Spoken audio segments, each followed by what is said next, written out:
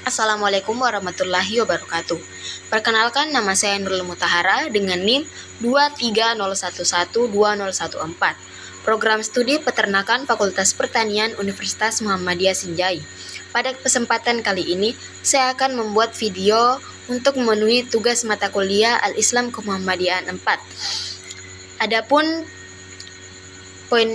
yang akan saya bahas dalam video kali ini yaitu poin pertama, hakikat ilmu peternakan dalam perspektif Islam.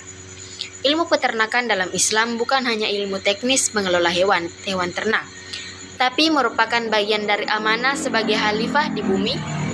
Dalam Islam, manusia diberi tanggung jawab untuk mengelola makhluk hidup, termasuk hewan ternak, dengan adil, penuh kasih sayang, dan berlandaskan nilai-nilai syariah.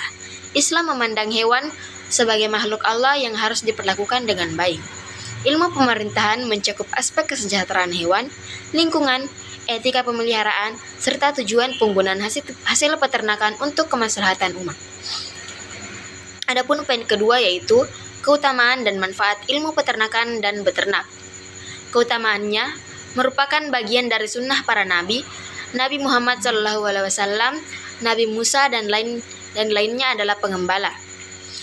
Menjadi ladang pahala karena memberi manfaat pada manusia dan makhluk hidup lainnya, menjaga keberlanjutan pangan dan kehidupan sosial ekonomi umat.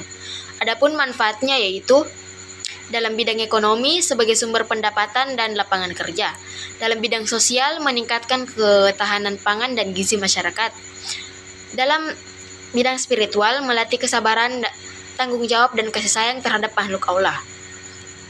Adapun poin ketiga yaitu kisah Nabi dan para sahabat yang berkaitan dengan peternakan. Contohnya itu kisah Nabi Muhammad SAW pada masa muda bekerja sebagai pengembala kambing milik penduduk Mekah. Beliau melakukan pekerjaan ini dengan penuh tanggung jawab dan kasih sayang. Dalam hadis disebutkan, tidak ada seorang nabi pun kecuali dia pernah mengembala kambing. Hadis riwayat Bukhari. Selanjutnya, kisah dari sahabat Nabi yaitu Abdurrahman bin Auf. Abdurrahman bin Auf adalah sahabat Nabi yang sukses dalam berdagang, termasuk dalam usaha peternakan. Ia dikenal sebagai pengusaha kaya tetapi juga rendah hati dan dermawan, sering menyumbangkan harta untuk jihad dan kebutuhan umat. Adapun hikmah dari kedua kisah tadi yaitu peternakan adalah pekerjaan mulia, bukan pekerjaan rendah. Mengajarkan kesabaran, tanggung jawab, dan kasih sayang terhadap makhluk Allah, melatih jiwa kepemimpinan dan kepedulian sosial. Harta dari peternakan bisa menjadi sarana kebaikan dan berkah jika digunakan dengan benar. Adapun integrasi dengan paradigma Islam tentang peternakan.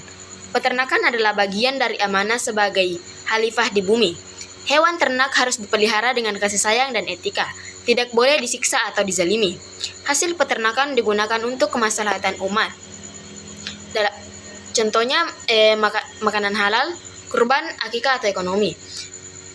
Islam mendorong keseimbangan antara manfaat duniawi dan nilai ibadah, termasuk dalam beternak. Mungkin itu saja yang dapat saya sampaikan pada video kali ini. Saya akhiri dengan ucapan Assalamualaikum warahmatullahi wabarakatuh.